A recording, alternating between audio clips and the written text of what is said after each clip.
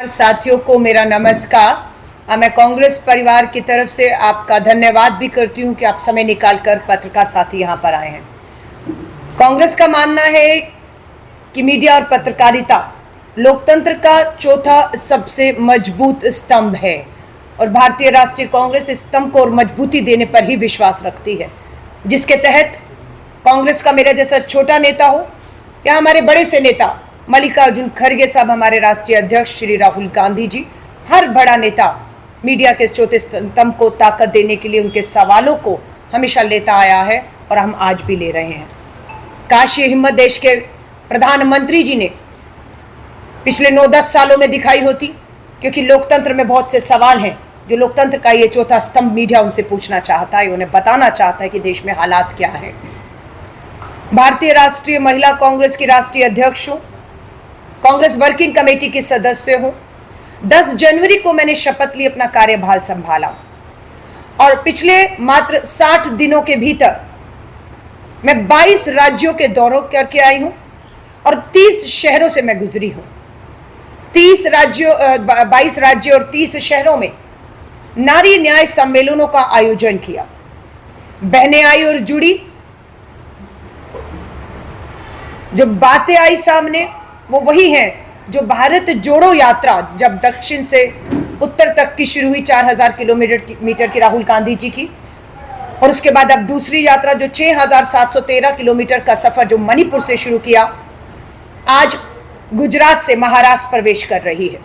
6713 kilometre की ये भारत जोड़ो न्याय यात्रा में इन पूरे रास्ते में देश का किसान, सरहद पे खड़ा जवान, सरकारी कर्मचारी, पीड़ित महिला बहनें, महंगाई, बेरोजगारी, महिलाओं के साथ बढ़ती अत्याचार और हिंसा को लेकर ये यात्रा में मुद्दे रहे। सबसे बड़ा मुद्दा जो आज देश के सामने है वो बढ़ती महंगाई, बढ़ती बेरोजगारी का मुद्दा आज खड़ा हुआ है। 8 मार्च को अंतर्राष्ट्रीय महिला दिवस था। प्रधानमंत्री जी ने घोषणा की कि 100 रुपया सिलेंडर कम करते हैं, और राजस्थान, मध्य प्रदेश, छत्तीसगढ़ के चुनाव में मोदी की गारंटी थी कि सिलेंडर 450 रुपये में होगा, क्योंकि राजस्थान में कांग्रेस की गहलोत सरकार 500 रुपये का दे रही थी, लेकिन बोला हम 50 रुपये कम 450 में देंगे। वो 900 का सिलेंडर आज 800 पर है। पर बहनें, आज मैंने यहाँ पर भी नारी न्याय सम्मेलन को संबोधित किया। महंगाई और बेरोजगारी सबसे बड़े मुद्दे हैं इस पूरे जो है आप कहेंगे आने वाले चुनाव में। 5 गारंटी युवाओं को लेकर राहुल गांधी जी घोषित कर चुके हैं। अब कल 13 मार्च को दूल्हे में श्री राहुल गांधी जी महिलाओं को लेकर 5 बड़ी गारंटी क्या घोषणाएं करने जा रहे हैं, जो 2024 के चुनाव के हमारे घोषणा पत्र का भी हिस्सा रहेंगी, और किस तरीके से ये 5 गारंटी जिसके ऐलान हमारे पूर्व कांग्रेस अध्यक्ष सांसद राहुल गांधी जी करने वाले हैं, इसमें महिलाओं के आर्थिक सशक्तिकरण पर सबसे ज्यादा जोर दिया गया है कि महिलाओं के हाथ में काम और कमाई ये कैसे दे सकते हैं। इसका पूरा खाका तैयार किया जा चुका है, जिसकी घोषणा कल श्री राहुल गांधी जी करेंगे कि हम किस तरीके से गरीबी, महंगाई और बेरोजगारी के चलते महिलाएं जो घरेलू हिंसा का शिकार हो रही हैं, उन्हें राहत के लिए आर्थिक सशक्तिकरण की तरफ हमारा ये जो है पूरा कार्यक्रम आगे रहेगा। राजनीतिक सशक्तिकरण की बात कहें, महिला आरक्षण कानून पास तो हो गया पर जुमला बनकर रह गया, लागू नहीं हो रहा। अगर लागू होता तो इन्हीं 2024 के चुनावों में देश भर से 180 बहनें चुनाव लड़ती, जीतती और संसद में पहुंचकर देश का और आधी आबादी के साथ जो अन्याय हो रहा है उस पर आवाज उठाती, पर यह आवाज उठने से पहले कुचल दी गई, कानून लागू नहीं किया गया। भारतीय राष्ट्रीय कांग्रेस का साफ कहना है 24 में कांग्रेस और इंडिया अलायंस की सरकार बनते ही 33% महिला आरक्षण कानून लागू कर दिया जाएगा। अब आप पूछेंगे कानून लागू कहां होगा, 24 का चुनाव हो चुका होगा। महाराष्ट्र, हरियाणा, आंध्र प्रदेश, उड़ीसा और दिल्ली ऐसे राज्य हैं जहां पर 24 के अंत के और 25 की शुरुआत में विधानसभाओं के चुनाव होंगे। ये राज्य वो चुनाव होंगे जहां पर महिला आरक्षण के तहत देश में पहला विधानसभा चुनाव हो रहा होगा और बहनें यहां से निर्वाचित होकर इन विधानसभाओं में पहुंचेंगी। ये कांग्रेस का संकल्प है। देश का जो है अर्थव्यवस्था रुपया था कि मनमोहन जी के समय पर, सरकार के समय पर प्रति डॉलर 45 रुपए था। बयान होते थे जब देश का रुपया गिरता है सरकार की साख गिरती है, और आज उसी डॉलर की कीमत 83 रुपए पहुंच चुकी है। हमारे रुपए में तेल कंपनियां हमें तेल देने से मना कर रही हैं, बोल रहे रुपए की कीमत गिर चुकी है, साख गिर चुकी है, इसलिए हम आपको नहीं देंगे। अमेरिकन डॉलर की जगह प्रधानमंत्री जी रूस से चीनी युआन में, जिन्हें ला करके दिखानी थी 56 इंच का सीना, वो युआन में रूस से तेल खरीदने पर मजबूर हुआ है। रुपया स्वीकार नहीं किया जा रहा है। तो ये बहुत सी बातें हैं, मैंने आपको हर मुद्दे पर बात किया है, और यही हमारे आने वाले 2024 के चुनावों के मुद्दे रहने वाले हैं। मैं आप सभी पत्रकार साथियों का धन्यवाद करती हूँ। आपके कोई भी सवालों जो लगता है कि मेरी प्रेस वार्ता में मैंने नहीं संबोधित किए, मैं लोकतंत्र में उनका सवालों का स्वागत करती हूँ।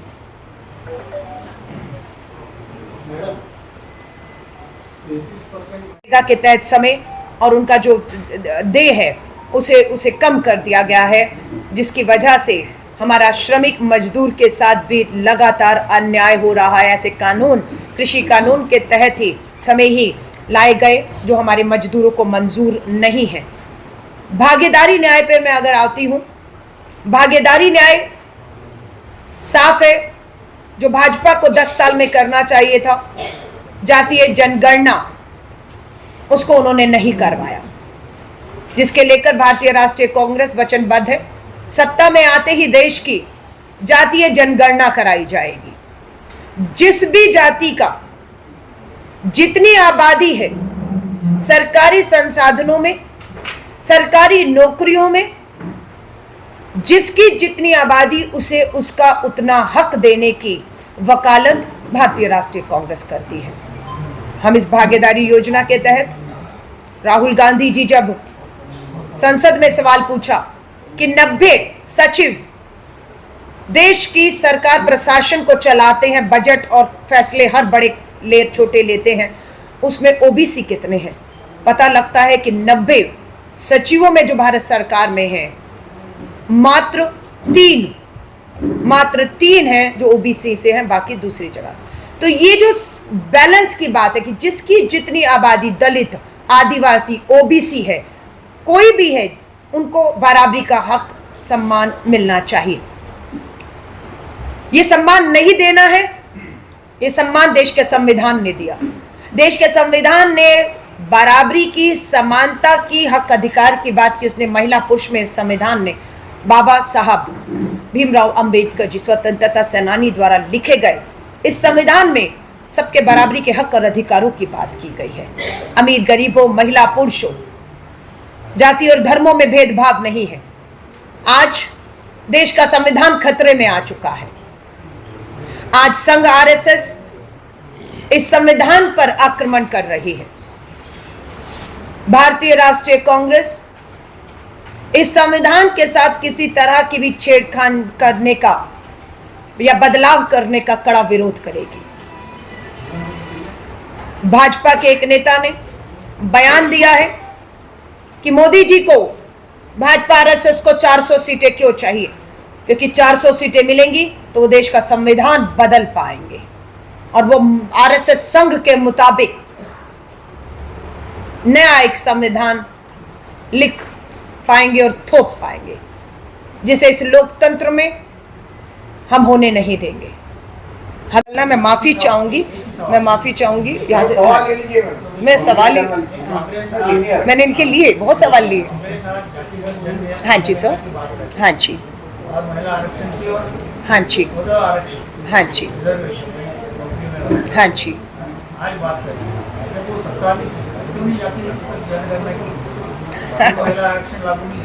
सर मैं यही कह रही हूँ, समय है 10 साल से केंद्र में भाजपा सरकार है, 10 साल डबल इंजनों की सरकार है।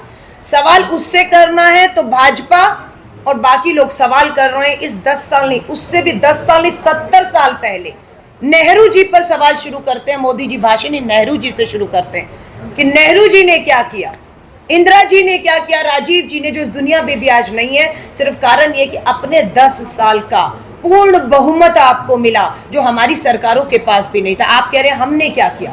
ये जो महिला आरक्षण कानून है, सर आप पत्रकार हैं और अभी बताया बहुत सीनियर पत्रकार हैं, आप इस बात के गवाह हैं कि महिला आरक्षण कानून पूर्ण बहुमत नहीं था, सोनिया गांधी जी खड़ी थी और राज्यसभा से हम पारित करवा कर आ गए थे। इन 10 साल में सिर्फ लोकसभा में आना था, लेकिन भाजपा की सरकार की नियत होती तो 10 साल पहले लोकसभा से पास हो जाता, जो अब किया है लागू अभी भी नहीं है। आप कहते हो हमने क्या किया किसानों के लिए। ये जो स्वामीनाथन रिपोर्ट, जिन्हें भारत रत्न दिया है, किस लिए दिया भारत रत्न? क्योंकि स्वामीनाथन रिपोर्ट में ये किसानों के न्याय की, आय दुगनी की, एमएसपी के कानून की बात थी। किसने बनाई स्वामीनाथन रिपोर्ट? किसने सबसे पहले उस रिपोर्ट के आधार पर देश में पहली बार एमएसपी देना शुरू किया था फसलों पर? कांग्रेस की सरकार थी। 70,000 का करोड़ का कर्ज किसान का माफ करने वाली आपने कहते हो हमने क्या किया था? 70,000 करोड़ का सर कर्ज हमने माफ किया था। जीएसटी लाने की बात कि एक देश एक कर, ये सोच विचार मनमोहन सिंह जी का था, लेकिन आज जिस तरह से लागू किया जा रहा है ना, वो लागू नुकसान हो रहा है। इलेक्ट्रोल बॉन्ड, ये सब चीजें विरोध किया हमने। आप कह रहे हमने क्या किया? सर इलेक्ट्रोल बॉन्ड का हमने विरोध किया और ये मनी बिल के रास्ते से ले आए कि इन्हें राज्यसभा में बहुमत नहीं था, वहां नहीं भेजना पड़ा एक तरफा। सो ये मत कहिए। आजादी के 75 साल हम मना रहे और आज का खास दिन, मैं माफी चाहूंगी आपने अगर का क्या किया। आज 12 मार्च है 1930, बापू ने, महात्मा गांधी जी ने दांडी यात्रा की शुरुआत की। आज ही का वो ऐतिहासिक दिन है जब मैं आपसे बात कर रही हूँ। तानाशाही सरकार से किसानों के नमक आंदोलन को लेकर क्रांतियां का इतिहास कांग्रेस का रहा है और उसी क्रांति को लेकर राहुल गांधी जी आज भी आगे बढ़ रहे हैं। और आज मैं राष्ट्रपिता महात्मा गांधी जी को श्रद्धांजलि देती हूँ। थैंक यू, बहुत बहुत धन्यवाद। मैं इंडिया अलायंस को लेकर 100% कॉन्फिडेंट हूँ। जो कमजोर कड़ियां थी उन्हें सत्ता, धन, बल, ईडी से डराकर तोड़ लिया गया। महाराष्ट्र, इंडिया अलायंस बनते ही हमला हुआ शिवसेना पर, इंडिया अलायंस बनते ही हमला हुआ एनसीपी पर, 2 फाड़ हुए। और वो सारे जो भ्रष्ट करप्ट थे, जिन्हें ईडी, सीबीआई सत्ता का असम में लेकर गए, पूरी सरकार को असम में रखा गया। कितने दिन रखा गया? पैसे का खेल हुआ, तमाशे हुए, लोकतंत्र की सरेआम हत्या हुई। झारखंड ताजा उदाहरण है, गिराने गए थे हमारी सरकार को। 400 की सीटों का दावा करने वाले प्रधानमंत्री जी, भाजपा आरएसएस आज भी लोकतांत्रिक चुनी हुई सरकारों को टिकने नहीं दे रही है। अरे इतना कॉन्फिडेंस है तो चाहिए चुनाव में। चंडीगढ़ में क्या हुआ आपने देखा? मेयर के चुनाव में सुप्रीम कोर्ट ने कहा मेरी नजर है तुम पर, मैं देख रहा हूं। फटकार लगी, लोकतंत्र की हत्या होने से सुप्रीम कोर्ट ने बचाया और आज इंडिया अलायंस का, आम आदमी और कांग्रेस का मेयर वहां शपथ ले चुका है। हिमाचल में अभी फिर इन्होंने राज्यसभा के चुनावों में फिर धन और बल से किस तरीके से जो है वहां की सरकार को स्थिर करने की कोशिश की, वहां पर भी हम अपनी सरकार को स्थिर बचाने में कामयाब हुए। आज कहते हैं ऊंट पहाड़ के नीचे आ गया, अपने ही उसका स्वाद चख रहे हैं हरियाणा में। अभी खबरें आ रही हैं, ब्रेकिंग न्यूज चल रही है कि जेजेपी ने भाजपा से गठबंधन तोड़ लिया है। हरियाणा की सरकार खतरे में आ चुकी है। बचाइए अपनी सरकार को मोदी जी, क्योंकि आपकी सरकार वहां पर जेजेपी ने नहीं गिराई। वहां के किसान जो आंदोलित है, वहां जो जवान है, साक्षी मलिक बेटी जो ब्रजभूषण के खिलाफ न्याय मांग रही है, संदीप सिंह आपका मंत्री हरियाणा सरकार में बैठा हुआ, यौन उत्पीड़न गंभीर आरोप है, ये वो सब मिलकर मजबूर किया आपकी सरकार। देश का किसान अन्नदाता आज हरियाणा में गिरते हुए देख रहे हैं। जल्द आप 2024 में देश में इस तानाशाह अलोकतांत्रिक सरकार जो संवैधानिक संस्थाओं का दुरुपयोग करके पूंजीपति मित्रों के धन और बल के ऊपर, जिसका खुलासा इलेक्ट्रोल बॉन्ड में होने वाला है, उसके तहत जा रहे हैं। अब औंधे मुंह आपके गिरने का समय आ चुका है। 90 करोड़ की आबादी तैयार बैठी है।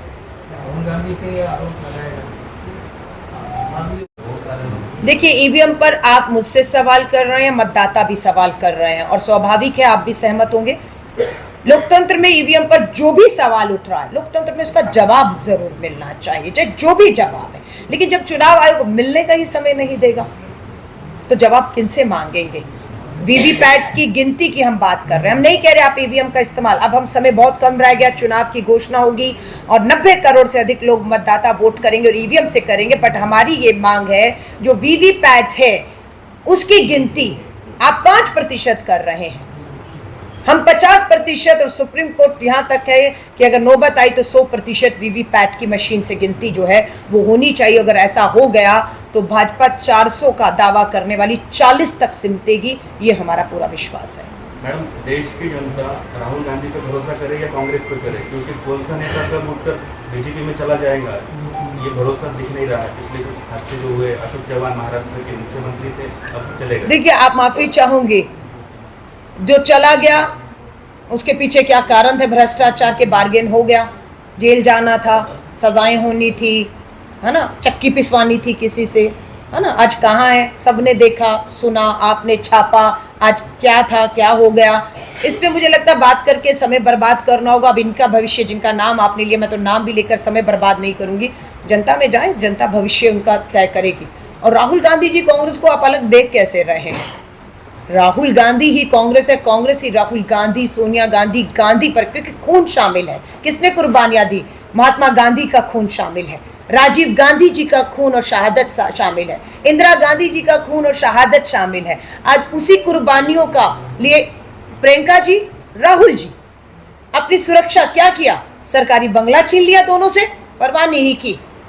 राहुल गांधी जी की सुरक्षा छीन ली गई, एसपी जी प्रियंका जी की परवाह नहीं की। सदस्यता छीन ली गई, राहुल जी की परवाह नहीं की। जेल भेजने की तैयारी थी, राहुल गांधी जी को परवाह नहीं की। और वो आदमी आज भी, ईडी ने 55 घंटे बुलाया दिल्ली में राहुल गांधी जी को, 1 साल हो गया। उसके बाद 55 घंटे के बाद क्या हुआ? कुछ नहीं बताया। हम पूरे भारत में घूम रहे, भारत जोड़ो यात्रा, भारत जोड़ो न्याय यात्रा, और जो जाता जाए, पर राहुल गांधी, सबसे बड़ी बात, कोई कहीं जाए, राहुल गांधी कहीं नहीं जाएगा। और इस संघ आरएसएस से सामने से टक्कर लेने वाला एक आदमी जिस पे हमें गर्व है और हर तरीके का त्याग दे रहा है, कुर्बानियां देने को भी वो परिवार तैयार है। इसका कांग्रेस हमेशा इस बात को मानती है। धन्यवाद। मेरे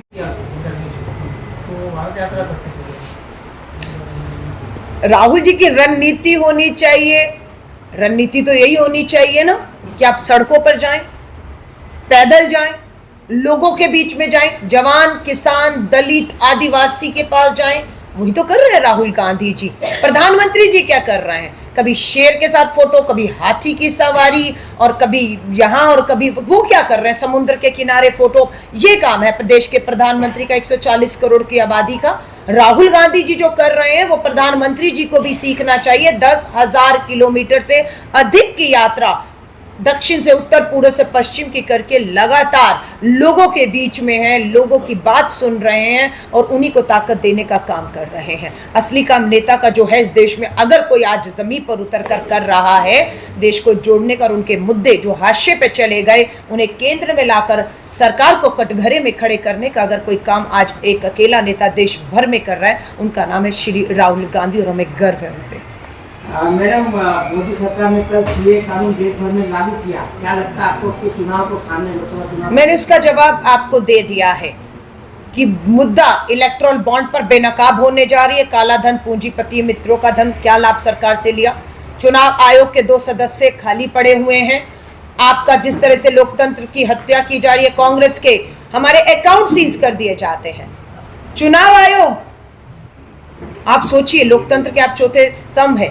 ऐसा कभी इतिहास में हुआ हो तो बताइए वो दिन कि मुख्य चुनाव आयुक्त और 2 सदस्यों से इंडिया अलायंस और कांग्रेस पिछले 6 महीने से लिखित में समय मांग रहा है मिलने का। चुनाव की दहलीज पे खड़े हैं, लोगों के बहुत से सवाल हैं, ईवीएम हो या और चीजों को लेकर। हम चुनाव आयोग से लोकतंत्र में समय मांगते हैं। क्या मजबूरी, क्या लालच, क्या दबाव है? चुनाव आयोग इस लोकतंत्र में मुख्य विपक्षी दलों को मिलने का समय नहीं देते हैं। तो ये सब बौखलाहट है, ये सब डर है, जिसकी वजह से ये जो आप बात कर रहे हैं, सीए नियत होती तो 10 साल पहले लेकर आते, लागू करते। आज 20 लाख लोग देश की नागरिकता छोड़ चुके हैं पिछले 10 साल में, और आप नागरिकता देने की बात कर रहे हैं। अरे नागरिकता छोड़ रहे हैं लोग, क्यों? क्योंकि महंगाई, बेरोजगारी, काम धंधे, माहौल नहीं है। व्यापारी बढ़ते जीएसटी के दरों से परेशान है। चंद मुट्ठी भर आप पूंजीपति मित्रों को लेकर अपनी वाहवाही कराएंगे। आप सोचेंगे हर विज्ञापन पर आप छपे हुए दिखेंगे, हाँ, तो उससे आप चुनाव जीत जाएंगे। तो जो 10 साल पहले माहौल था या 5 साल पहले माहौल था, वो माहौल इनको स्वीकारना होगा, आज नहीं है। और ये मुद्दे लाकर देश का माहौल बिगाड़ने की सत्ता की कोशिश है, ताकि एक बार फिर से ध्रुवीकरण हो, असल मुद्दे चर्चा में न आए, हाशिए पे चले जाएं, फिर ध्रुवीकरण हो, फिर धर्मों में आपस में जो है वो लड़ाई हो, और ये अपना मकसद साधें जिसमें हम सतर्क हैं। हम ऐसा नहीं होने देंगे। और अपील भी करूंगी देश के सभी लोगों से, नागरिकों से, हर धर्म जाति के लोग से, ये 2-3 महीने हम सब के लिए, इस देश के लिए बहुत चुनौतीपूर्ण है। सत्ता में बैठे लोग हर तरीके का खेल खेलने का जो है, संविधान तक को तार तार करने की जो है, खिलवाड़ करने की कोशिश है। सो हम सबको सतर्क रहना है। उम्मीद करते हैं, कोशिश रहेगी कि पूरा चुनाव निष्पक्षता से, पारदर्शी तरीके से, शांतिपूर्ण संपन्न हो जाए और भाजपा आरएसएस अपने मंसूबों में कामयाब ना हो। ये जीत भारत की जीत होगी। कांग्रेस के बारे में बात करें, कांग्रेस आज ईवीएम जो है 5 राज्यों के इलेक्शन 24 में और 25 जनवरी को थे, तो आपका अगर सरकार एनडीए का आता है तो आप तुरंत लागू करेंगे? देखिए, तुरंत की बात है कि हमारी सरकार इंडिया अलायंस की बनेगी। महिला आरक्षण कानून के रास्ते में 2 रोड़े अटकाए, मंशा नहीं थी, नियत नहीं थी, इसलिए अड़ाए कि हम परिसीमन कराएंगे और जातीय जनगणना कराएंगे। हमारा ये कहना है, हम आते ही महिला आरक्षण के रास्ते से ये 2 रोड़े हटा देंगे। परिसीमन और जातीय जनगणना का मोहताज आरक्षण नहीं रहेगा। कानून बन गया, लागू हो जाएगा।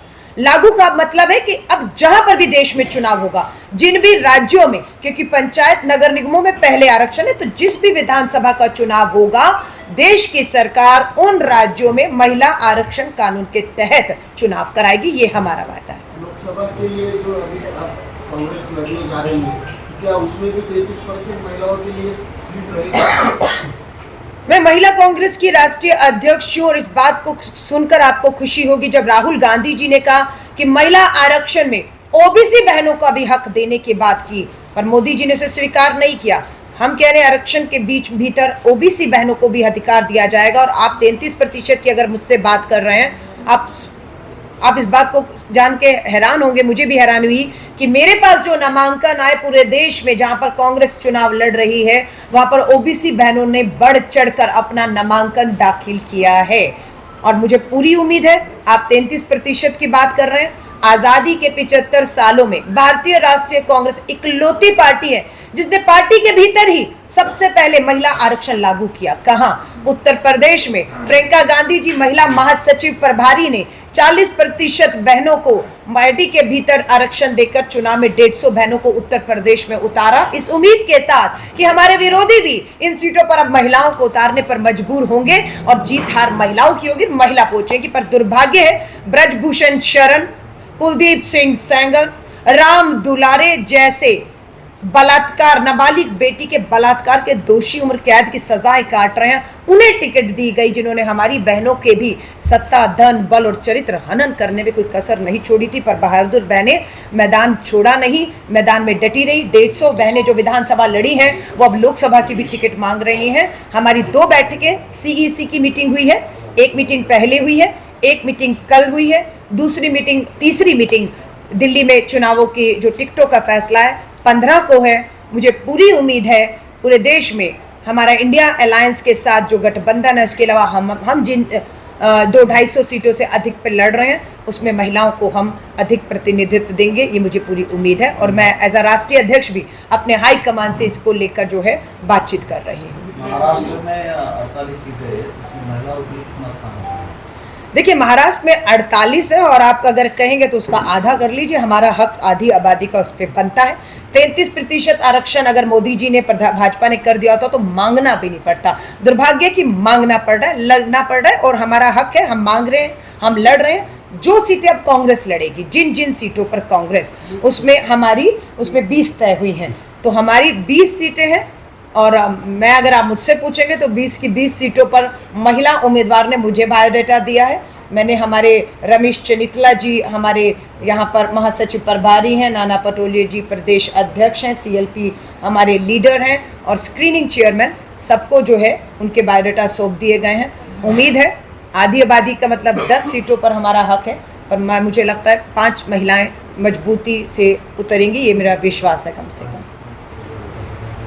तो में कहें, नगर निगमों में कहें, आज मेयर, पंच, सरपंच, महिलाएं, 14 लाख बहनें, ये कांग्रेस की ही सोच है। महिला को सुरक्षा देने के लिए घरेलू हिंसा कानून हो, दहेज हत्याएं हो, कन्या भ्रूण हत्याएं हो, इन सब से राहत देने के लिए अगर सख्त से सख्त कानून, और निर्भया के दौरान भी सुरक्षा के लिए अगर कानून और फंड बनाने की, निर्भया फंड की बात की तो वो कांग्रेस ने की थी। पर दुर्भाग्य है कि पिछले 10 सालों में निर्भया फंड का 30% भी केंद्र सरकार ने इस्तेमाल नहीं किया। और इन सवालों के जवाब देने के लिए देश की महिला बाल विकास मंत्री को मीडिया के सामने आना चाहिए। जो सवाल हम पूछ रहे हैं कि क्या कारण है निर्भया फंड का 10 साल में 30% फंड भी पीड़ित बेटियों को, परिवारों को न्याय देने पर खर्च नहीं हुआ, उसके पीछे का कारण क्या है? किसान के ऊपर, क्योंकि राहुल गांधी जी की भारत जोड़ो न्याय यात्रा 5 न्याय पर आधारित है: युवा न्याय, नारी न्याय, भागीदारी न्याय, किसान न्याय और श्रमिक न्याय। किसान न्याय की बात करें तो 10 साल में केंद्र की सरकार की मंशा साफ हो गई कि 10 साल में किसानों को एमएसपी, न्यूनतम समर्थन मूल्य, जो कानून देने की वादा था उससे वो मुकर गए। 10 साल पूरे हो गए। वायदा था 2022 में किसानों की आय दुगनी होगी, आय दुगनी नहीं हुई। कर्ज माफी का वायदा था, कर्ज माफ नहीं हुआ, किसान कर्ज में डूबा है। वायदा था कि किसान का कर्ज माफ होगा, किसान आत्महत्याएं रुकेंगी, पर आज आंकड़े बताते हैं कि किसान की आत्महत्याएं कम नहीं हुई, बढ़ी हैं।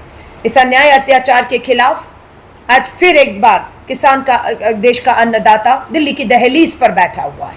तानाशाह सरकार आविष्कार कर रही है आधुनिक भारत में ड्रोन से किसानों के ऊपर किस तरीके से कामयाबी से सफलतापूर्ण आंसू गैस के गोले छोड़े जा सकते हैं। यह आविष्कार हुआ है, प्रयोग हुआ है।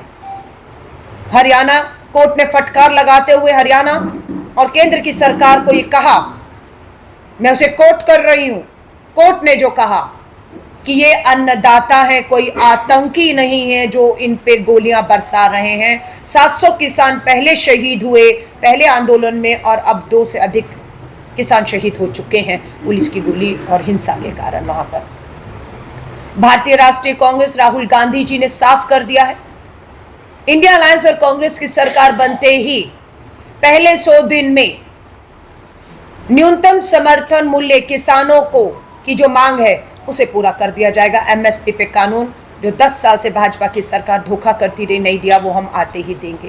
ये महिला आरक्षण की बात है, किसानों के ऊपर एमएसपी के कानून की बात है।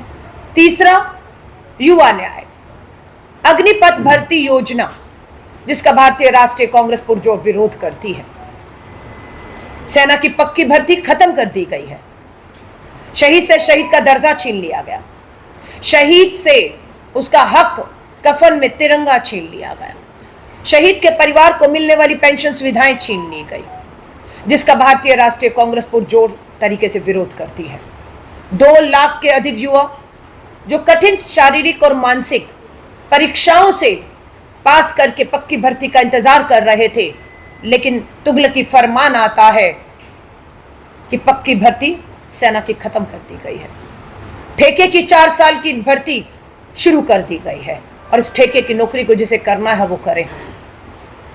भारतीय राष्ट्रीय कांग्रेस ये विश्वास दिलाती है उन 2 लाख युवाओं को जिनकी पक्की भर्ती का इंतजार था, उनके सपने चूर किए, वो भी आज दिल्ली राजधानी में आंदोलित हैं। किसान हो, जवान हो, न्याय मांगती बहनें बेटियां हो, प्रधानमंत्री जी के पास समय नहीं है। सो हमारा ये कहना है कि अग्निपथ भर्ती योजना को हम आते ही रद्द करेंगे और सेना की पक्की भर्ती वापस चालू करेंगे।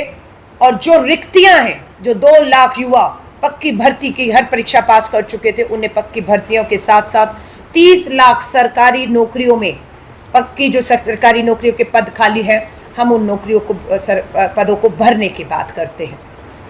यहाँ पर श्रमिक न्याय की बात है कि मनरेगा जैसे कानून, योजनाएं लाई गई जिसका लाभ ग्रामीण भारत में मजदूरों को मिला, लेकिन आज पर कोई चर्चा नहीं हुई, थोप दिए गए देश पर तानाशाह सरकार को घुटनों पर लाया देश का किसान। कृषि कानून वापस हुए।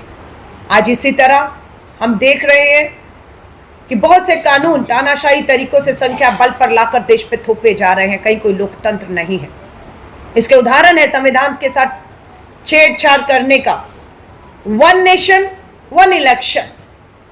शगुफा छोड़ा गया है, पूर्व राष्ट्रपति को चेयरमैन बना दिया गया है। हाँ, चुनौती आ चुकी है कि देश चुनाव की दहलीज पर खड़ा है। 90 करोड़ मतदाता हैं, पूरे देश लोकसभा के चुनाव पे जा रहा है। 1 इलेक्शन कमीशन और 1 सदस्य रह गया है। एक सदस्य ने अभी, उनका कार्यकाल 2027 तक था। देश जानना चाहता है क्या दबाव था, क्या ब्लैकमेलिंग थी, कि ठीक चुनाव के इंतजार था कि प्रेस कॉन्फ्रेंस करके चुनाव आयोग तारीखों की घोषणा करेगा। उससे पहले एक पद पहले ही खाली था सदस्य का। दूसरे सदस्य ने भी अपने कार्यकाल को पूरा होने से पहले अपना इस्तीफा दे दिया और खामोश है। लोकतंत्र में ये गंभीर सवाल खड़े हुए हैं कि ये क्या खेल चल रहा है।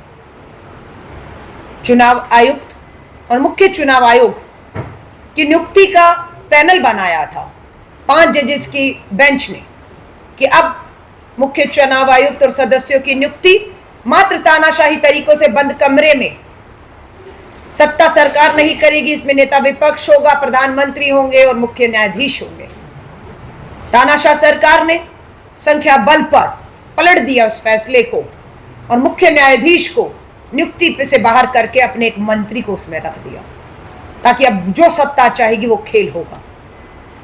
उसके बावजूद भी चुनाव आयोग के सदस्य इस्तीफा दे रहे। इलेक्टोरल बॉन्ड को लेकर सुप्रीम कोर्ट का फिर हम धन्यवाद करते हैं कि इस लोकतंत्र को जो तार तार करके हत्या की कोशिश एक के बाद एक हो रही है, संवैधानिक संस्थाओं में, चाहे चुनाव आयोग हो, चाहे सीबीआई हो, चाहे ईडी हो, चाहे इनकम टैक्स हो, ठीक चुनाव से पहले जिस तरीके से इनका दुरुपयोग और बढ़ गया है। ऐसा नहीं कि 10 साल में नहीं हो रहा था, 10 साल में हो रहा था, लेकिन और बढ़ गया क्योंकि सामने चुनौती देता हुआ देश का अन्नदाता, किसान, युवा, आदि आबादी, महिलाएं जो त्रस्त है वो खड़ी हैं।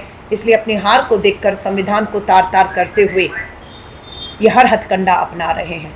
सुप्रीम कोर्ट के आदेश आया एसबीआई को कि 6 तारीख तक, मार्च तक उन्हें किसने किसको कितना चंदा दिया, बदले में सत्ता ने, सरकारों ने चंदा लेने वालों को क्या लाभ दिया, उस सब चीजों का खुलासा होना था।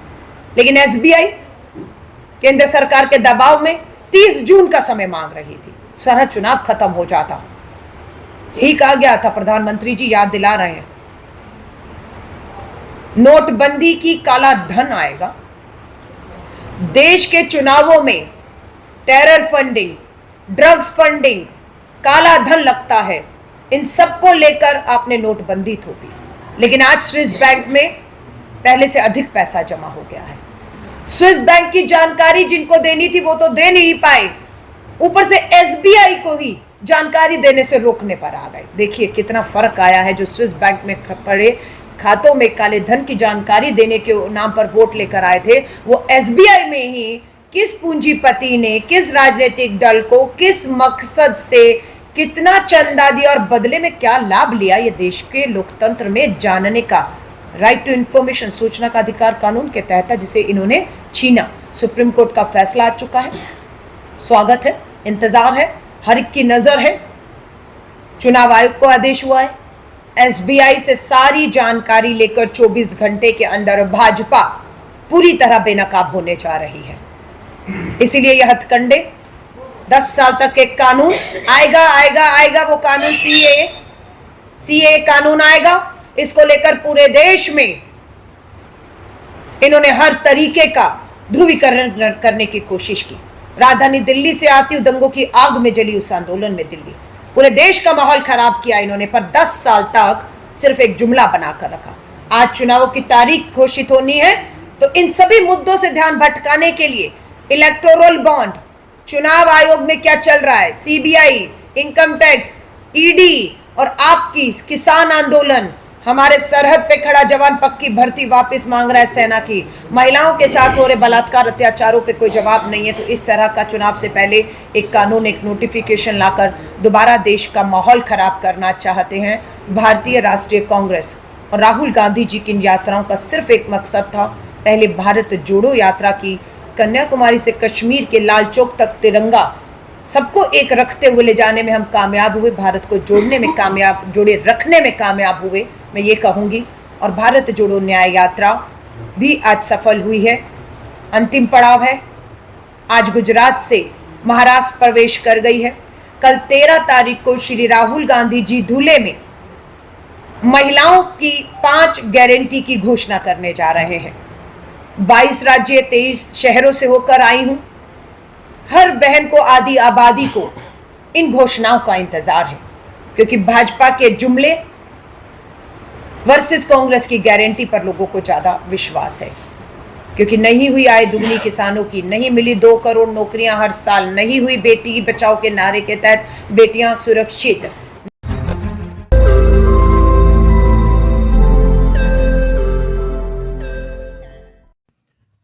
रोज नई खबरों को देखने के लिए हमारे औरंगाबाद समाचार चैनल को सब्सक्राइब कीजिए और नोटिफिकेशन पाने के लिए हमारे बेल आइकन को दबाइए, ताकि हर खबर की नोटिफिकेशन आपको मिलती रहे।